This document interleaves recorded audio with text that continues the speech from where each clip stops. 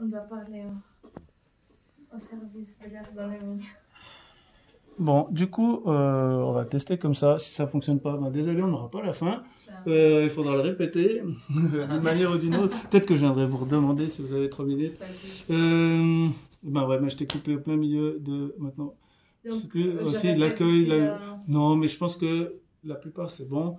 Mais tu disais aussi de l'accueil un peu du Oui, questionnaire. Donc on s'est intéressé à savoir comment ça a été perçu déjà par les intervenants et puis après par les usagers, mais savoir les intervenants comment ils ont vu la chose, parce que c'est vrai que dans le questionnaire, on avait dans la dernière partie aussi des commentaires, et puis il y a eu des gens qui nous ont laissé des beaux mots en nous disant que merci beaucoup de vous intéresser à nous, etc. Et aussi, on a eu les retours des intervenants que ça s'est passé plutôt bien. Et puis, par exemple, l'intervenant de Fribourg nous a aussi dit que pour eux, c'était une opportunité pour discuter des thématiques qu'ils n'abordent pas forcément lors de leur fonctionnement normal. Donc, dans ce sens, on est assez content parce que c'est vrai qu'il faut faire très attention. C'est des thématiques sensibles, c'est des personnes aussi dans des situations compliquées. Et en principe, c'est bien passé. Donc, par l'instant, même si on a un petit échantillon, on peut dire que c'était plutôt un succès.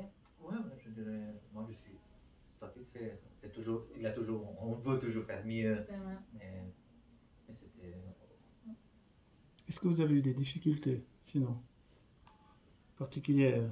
Alors, je pense que c'était plutôt par rapport à l'échantillon que c'était la seule difficulté, parce que déjà, les ressources aussi des associations, elles sont celles qu'elles sont. Et on a contacté autour 5-6 associations, mais on a eu la réponse que de 3. Et puis aussi, chaque association a diffusé le questionnaire et puis a essayé de motiver dans leurs possibilités. Donc, c'est vrai qu'on aurait voulu un échantillon plus grand, mais bon, ça c'est... On le savait déjà, donc il y a... Ok. Et puis, du coup, en fait, voilà, le questionnaire avait été administré sur place. Donc, j'avais une dernière question sur est-ce que vous avez fait des rencontres marquantes, parce que je me suis dit que peut-être vous aviez pu aller sur le terrain, donc pas forcément. Bon, ouais, c'est vrai que c'est pas évident. Et du coup, vous êtes pour l'instant en présentiel, mais vous risquez d'être de nouveau confiné, disons, de manière plus générale. On n'est pas là tout le temps. Ce que nous était, et maintenant il pousse encore plus, c'est de maximiser le travail à distance. Et voilà, donc oui, on est là, mais c'est peu des petits moments. Oui, et puis là, c'est vrai que les cours en grand auditoire, à grand effectif, et là ont été interdits, donc ça va être à distance.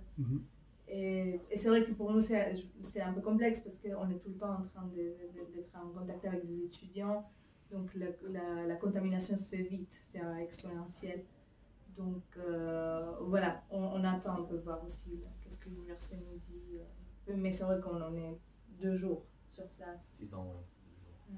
Et puis, en fait, pour revenir à la recherche, vous en êtes où maintenant? Du coup, qu'est-ce qui reste? Il vous reste encore à finir les résultats donc, par l'instant, on est en train de perfectionner et un peu. On a plus ou moins déjà les résultats. On est encore en train de les regarder et puis de perfectionner, parce qu'on est en train de finir un article.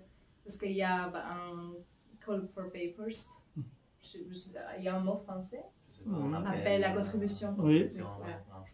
Et donc, par rapport aux effets du Covid sur la délinquance d'un point de vue large, aussi inclut la victimisation.